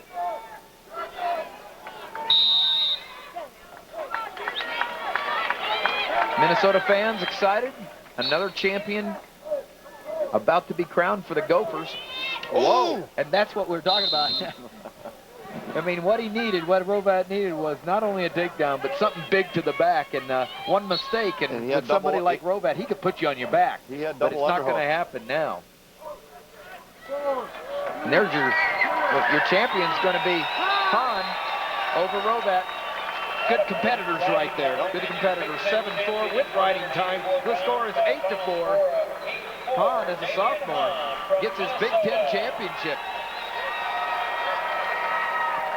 Good champion, good action. Minnesota fans. Well, that's 184. Another Minnesota champion. And 197. We got #1 in the nation versus #2 in the nation. Preston versus Elzen. Assembly Hall, University of Illinois campus, and we're about ready for 197 pounds of the Big Ten Wrestling Championships. We've got #1 versus #2 in the Big Ten. Yep. Not in the nation. Cale Sanderson is #1 in the nation, and he's the best ever from Iowa State. And Nick Preston and Owen Elzen will battle it here for a Big Ten championship, and one of them will probably meet Cale Sanderson in the finals of the national championship. Preston, a senior from Ohio State, versus Elzen, a senior from Minnesota. #1 versus #2 in the Big Ten. And their previous matches this year found Elson winning the first 2, but the last one was won by Nick Preston, yeah. And Preston seated #1 here because he won the Big Ten duel. The Big Ten duel, right. And look at Elzen. Look at this. Whoa. Oh, my God. He's serious. He's got that takedown, and he's got 3-point back. Has he got that locked?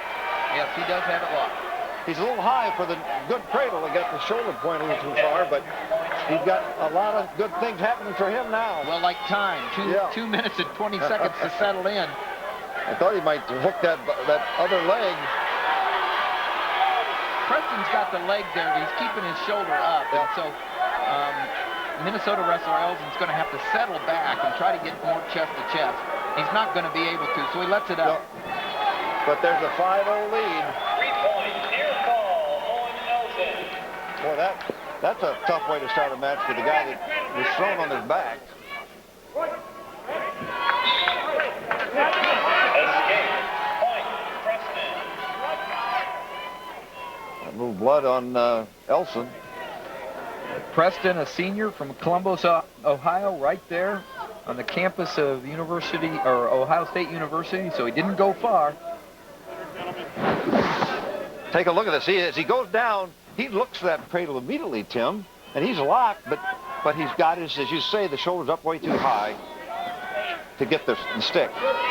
Elzen says, or at least it appears that he says, Ken, that, hey, I remember this last match. I won those first two, and that last one was not what I want to be remembering. And so Elzen, like you said, a winner twice against Preston earlier in the year, but a loser in their dual meet, which was the criteria for Preston receiving the number 1 seed and Elzen the number 2.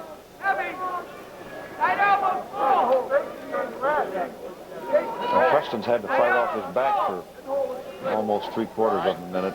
That takes some gas.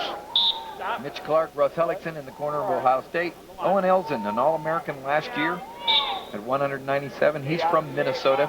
Minnesota, great influence. Minnesota wrestlers, their wrestling is doing real well. In fact, I read where the Division I, Division II, and Division III national champions, out of the 30 wrestlers on their squads, 23 were from Minnesota. Minnesota, North Dakota, and Augsburg.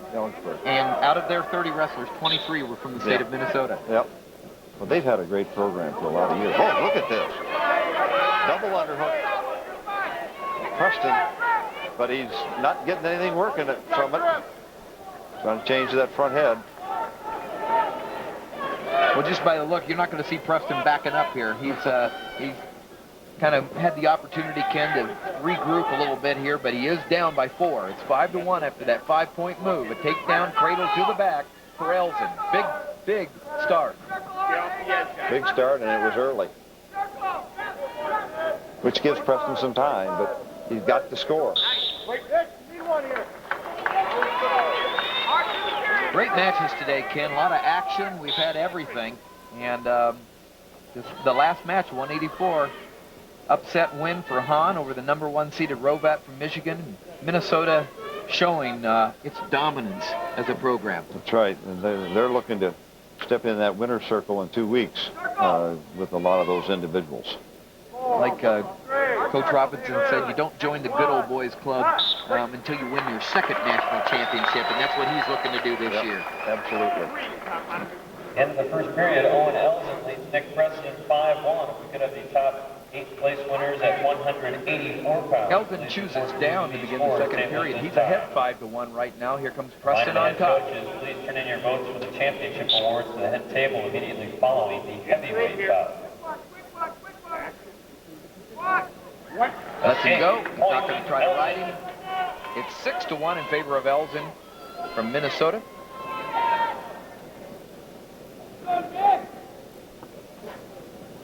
Elzen's path to the finals came by way of victories 9-1 and 6-1, so he really hasn't been tested.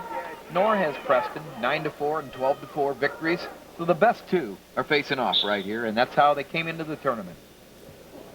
And you know, it was a big throw and one that Elzen earned, but it put the thing out of circumstance for Preston. He's got to just go, and it's a tough deal because he's just not attacking another guy.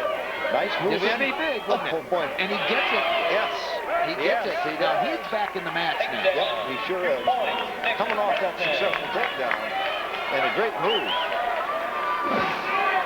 Again, the single. Here he is, nice, quick move. Almost got the first one, but then got him on the heel, and then he went down. Got up on the head, knocked him down, like you said, covered the legs, 2 points, and now it's 6-3. You're probably going to turn him, I suppose. Right? He turns him loose. It's 7-3 now, but he knows he can get in on that leg, and he knows he can take Elzen down. Escape point, Elzen. Still a long road back, Ken. Yep, 3 minutes, a little less than 3 minutes left in the match. He's going to have to hit some other good stuff because he's just not attacking an average wrestler. This Elzen really has impressed me. 197 pounds of the Big Ten Wrestling Championships at Assembly Hall. I'm Tim Johnson along with Ken Kraft, bringing you the 2002 Big Ten Wrestling Championships. There again is Mitch Clark on the left, Coach Russ Erikson on the right. Back it up. Ohio State trying to get their first Big Ten champion. Spread it around a little bit. Oh, again, a nice move by Preston, but he's probably going to run out of line. Yep.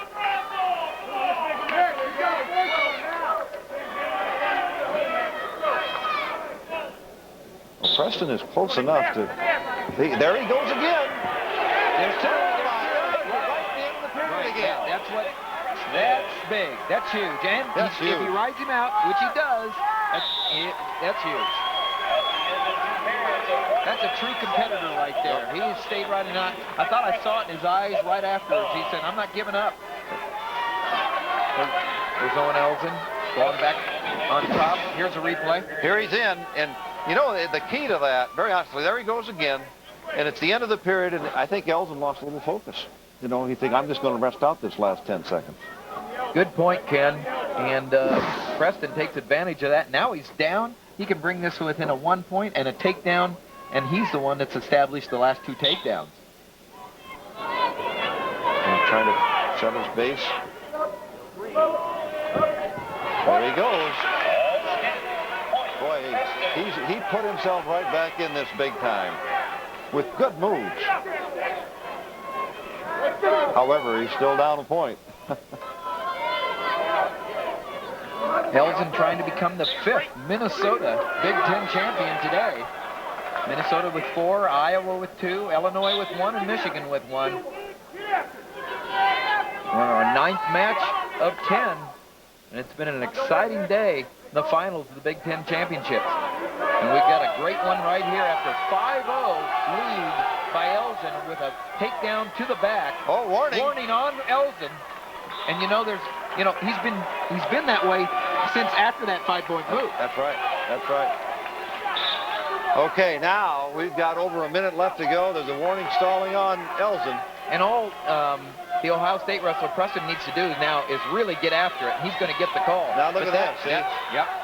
He backed off when he shouldn't have, Preston. That's right. Boy, he sure did. That was a big 2 points for Elzen. Little mental mistake there by Preston. He had Elzen on the ropes. Yep. He had to keep the pressure on him. He took it off. He did, exactly right. Elzen back in the driver's seat, ahead 9-6. 53 seconds left in the match.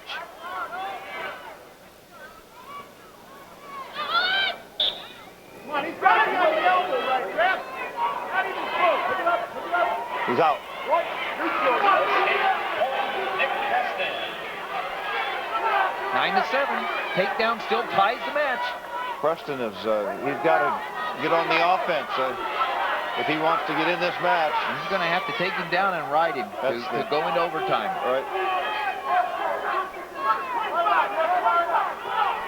25 seconds left in the match. Elzen leading 90-something. There's the single. There's the pick. Oh! He doesn't have it. He's trying to pull him back on. That's his only chance here. He's got to keep. Oh, there's the foot off. The foot off the.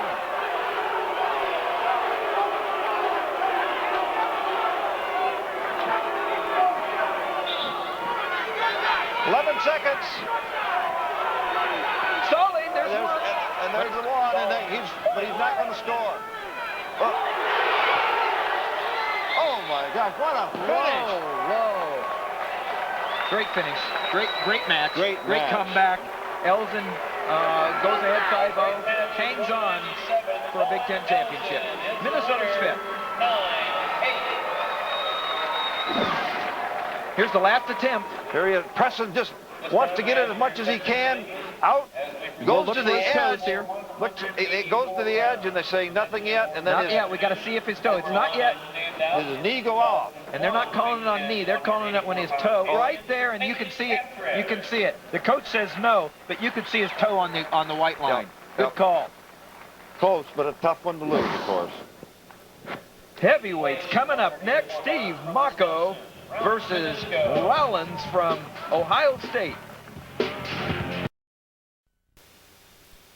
At Assembly Hall at University of Illinois, and here's the matchup a lot of people have been waiting for. Steve the Bear Mocco, they call him. The true freshman for Iowa up against the sophomore, Tommy Rowlands, All-American from Ohio State, and trying to get Ohio State's first Big Ten championship, right. And he has a good shot, but he's been beaten twice by this freshman this year.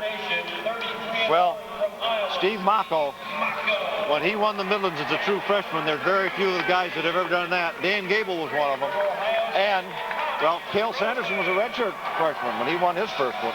Well, you know, Ken, because that's your tournament, and that's one of the great open tournaments of the of wrestling, the Midlands Championships. How many? 30. How many years? 39. The next one is the 40th. The in next December. one, we're going to have a big celebration. You bet. Absolutely. 40 years of Midlands, and my broadcast partner is the man that started it all. Well, it was fun those 40 years ago, and they've been a great 39 years. Yeah, we don't want to push to 40 if you don't have to, huh? Mocco versus Rowlands. By the way, he was seeded 6th in the Midlands and won it. And so it wasn't just a... He had a road to hoe to get through it all. And I'll tell you that I'm impressed with his conditioning, his stamina. He may not look like the exactly finely tuned Well, he's body. very tough. I mean, he just keeps a tough pace on you. I'd say what I've seen so far, he's limited in what he does offensively, but he's aggressive in kind of a different way. Yep, good right there, you saw it. He's got that foot speed that we all have seen a little bit of, but and then Rowlands is, I think, just a great heavyweight. He's a great athlete. I think you just said it there, Ken. He's a great athlete. He's got good skills. Yep. The kind of heavyweight you like. Here we are, two of the best heavyweights in the country. One's a freshman, one's a redshirt sophomore. And the national champion didn't make it to the finals. He got hurt in a victory in the quarterfinals. John Lockhart from Illinois. He won, but his kneecap went out of place. And so Mark Johnson, not wanting to, when it comes down to it, the Big Ten are the NCAA qualifiers. Right. And he wanted to not have Lockhart wrestle, but Lockhart's been beat by both these guys this year. Well, actually, of course, Lockhart was a great champion a year ago, but he was seeded 5th in the Big Ten. That's right. And wrestled well before he hurt his knee. Then and did not win the Big Ten championship last year, but went ahead to win the NCAA wrestling championships. Well, it's a topsy-turvy at times. Rowlands has made a couple of slaps at that left leg of Rocco. I heard someone say that's headbutting. It wasn't you or I don't believe. Well, I'll tell you what, there's a lot of fighting in there. Mocco will hand fight you to death. He'll try to force you to make an error or a bad shot. But, you know, Rowlands, although he's only a sophomore, he's been around this game now for a long time, and I don't expect him to make a mistake. Right. Okay. Back. What Rowlands knows is that Mocco's going to try to wear him out in his first period when he's on top. Mocco's not bad for a heavyweight on the top position. He gives people pressure. He puts some weight on them. Mocco out of the famous Blair Academy prep school, where he was a national prep champ. Lots of great wrestlers have been through that program. New Jersey native, and Rowlands right from Columbus, Ohio also. Nick Preston from Columbus, Ohio, DeSales High School, and then Tommy Rowlands from Columbus, Ohio, Bishop Reedy. So Russ didn't have to go far. No. That helps your recruiting budget, doesn't it? Well, Ohio has a great program. They're so deep in that high school One of the best, program. you bet. Okay. will be down to begin Steve the Mocco, second freshman, period. ranked #1. And we're not talking redshirt. We're talking this guy was in high school last year.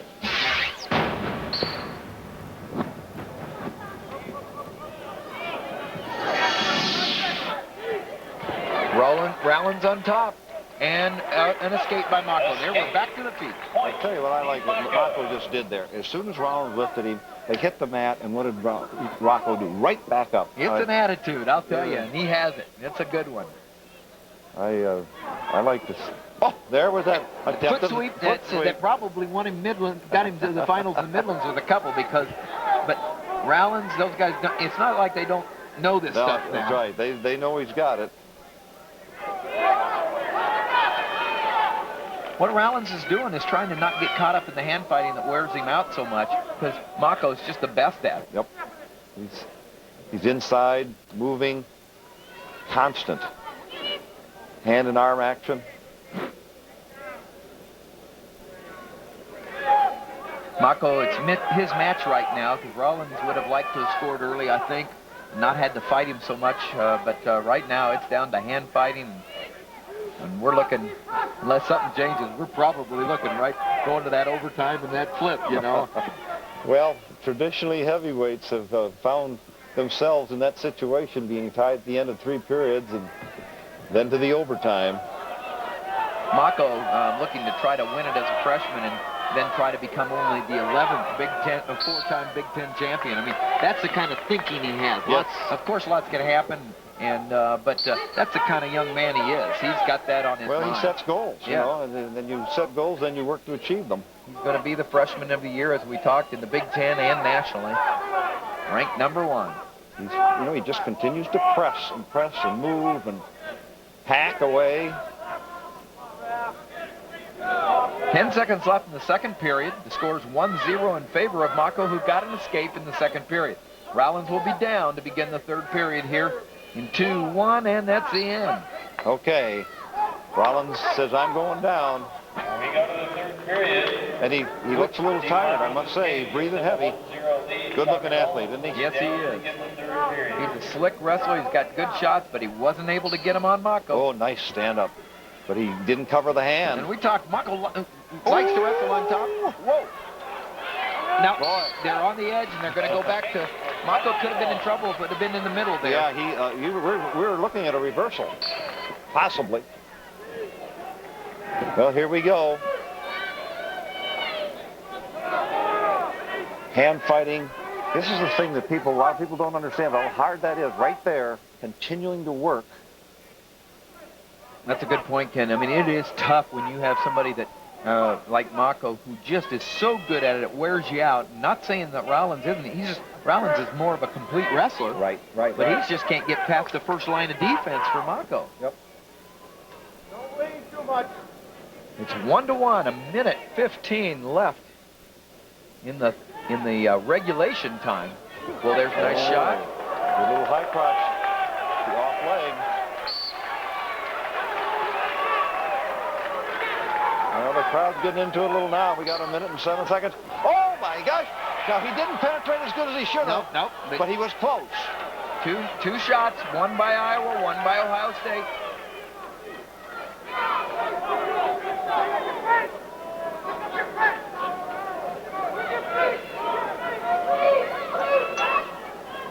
Showing you how hard both wrestlers are to score on.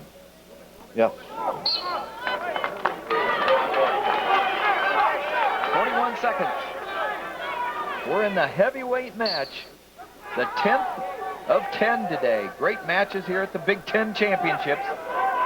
University of Illinois campus, Assembly Hall.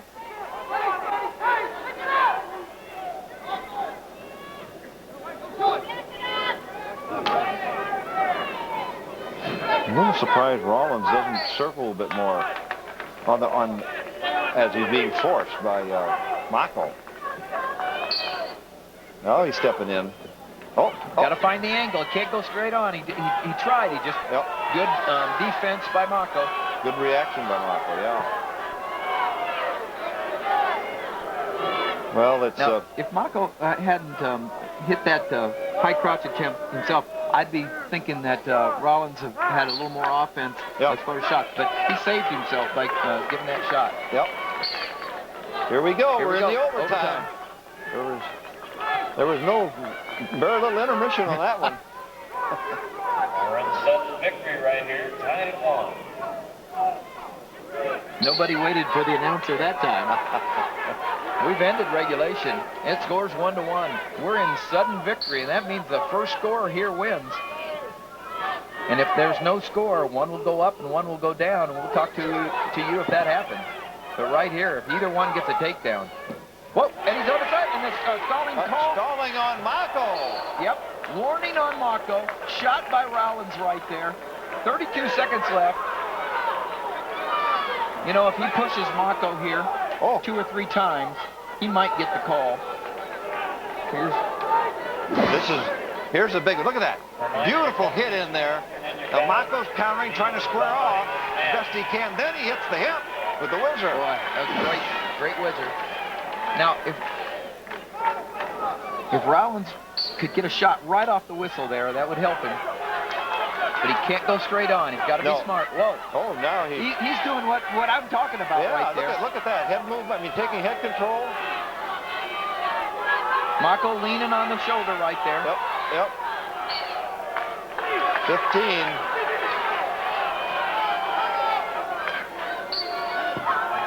Oh! Boy, Mocco came right back out front again. I thought he might continue on. That's another shot.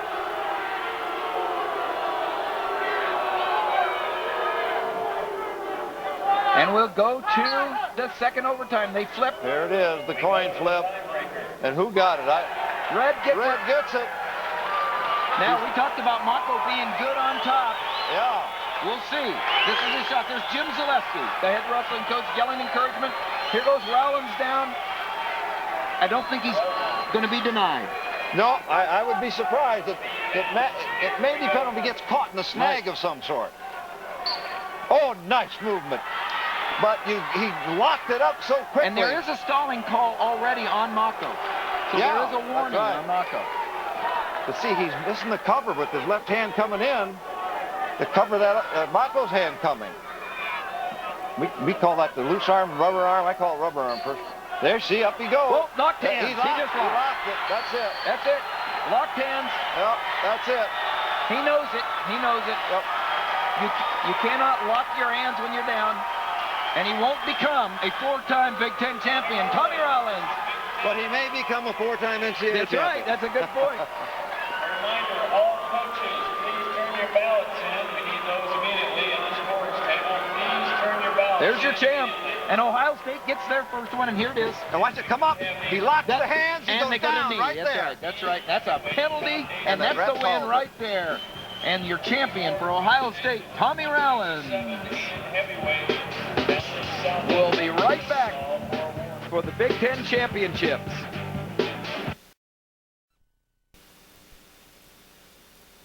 Assemblies Hall, where the championships for the wrestling of the Big Ten has just completed, and Minnesota has won it all, and Iowa, Michigan, Ohio State, and Illinois round out the top 5. Minnesota, 5 champions, Ken. Yes, and that's quite an accomplishment because they haven't had that many individual champions through the years. And there's Jay, and Russ Erikson just been named Coaches of the Year, which is a great honor for both of them. They're great friends, as you can obviously see. Minnesota, 5 champions. Iowa had 2 champions. Illinois, Michigan, and Ohio State each had 1 champion. But there are the team champions, the Golden Gophers of Minnesota, 2002 Big Ten champions, 3 out of the last 4 years. Wonderful, wonderful. I want to say this. I've been around a lot of Big Ten wrestling tournaments. These 10 matches were as good as any set of 10 matches I've seen in my long history. We're not going to talk how long that is. But it was a great set of 10 championship bouts. Well, I'm here to tell you I know that it is a long history, and it's been a great history, but you're right, because usually we say, well, the semifinals was where the action is, and the finals might be a little boring, but there was anything less than, it was great action, wasn't it, Wonderful, Ken? Wonderful. Well, so for Ken Kraft, this is Tim Johnson saying so long from the 2002 Big Ten Wrestling Championships in Champaign. The preceding has been a presentation of Fox Sports Net.